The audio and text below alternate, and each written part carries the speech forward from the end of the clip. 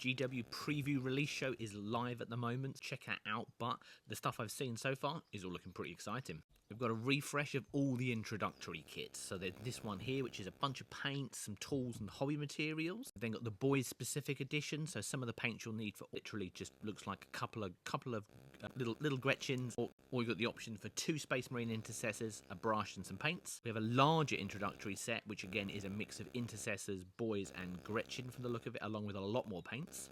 We've then got the 2 combat patrol style boxes that we were expecting to see. These also come with paints, more than we thought. They look like they only had 2 paints, but that's just an illustration. Looks like you get several paints and then a lot of the models from the Armageddon box. Importantly, it's not one whole half, it is a cut down version. So I don't think the Orcs get the big mech DACA rig. The Space Marines don't have quite as many models in theirs either, but if you didn't get Armageddon, this is a good way to get those armies or looking to build something out. We then saw a whole bunch of stuff on terrain. There's several boxes of unpainted terrain. So you've got your big L-shaped ruins. You've got these barricades, the galvanic network from the look of what they're calling it.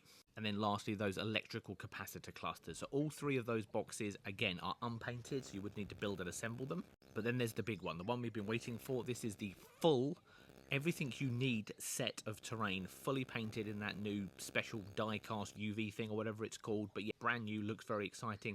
Looks to be about the cost of 2 combat patrols, so maybe we're looking north of £200 for a set of terrain.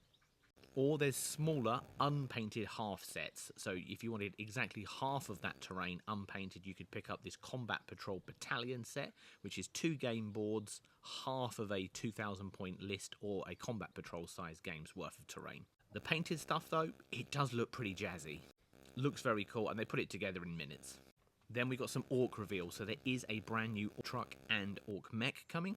Mech looks pretty cool, I'm going to be honest. I mean, all the Orc stuff looks badass. Then we saw a whole variety of Orc truck options. It's got a new data sheet, so it's got some rules there. It looks like you can dump the boys out of the truck if it's going to be in danger. So if the enemy wheels up something that's going to blast it, it's looking like you can dump all the boys out before it goes pop. Very cool, lots of different options as well. Looks like it might be a little bit more fightier than the normal truck used to be. So there's 3 different loadouts they're showing us there. Also, we're going to get those individual releases of the items from the Armageddon box. So whether it's the Big Mech DACA rig, the Weird Boy, the War Truck, and it sounded like some of the other kind of leader characters were either getting individual sets or they were doing a box that contained several of them, almost like a command squad. Then the one we're waiting for, the brand new Orc Codex, is here. Looking very nice. Looks like it's a physically smaller book, but maybe a lot thicker, a bit more in keeping with the Armageddon rules book. We saw a lot of detachments that they're previewing for us, so it looks like Orcs are going to have a whole bunch more stuff there. Interested to see what they do with some of the costings. Are we going to see more options for 1-point detachments to mix and match? And then we saw an updated army rule. The WAR is changing. So how's it changing? Well, you still get advance and charge. Importantly, though, you get to re-roll the advances. So a bit of feels bad mechanic there. But if you are worried about getting where you need to go, that's going to help you land those charges.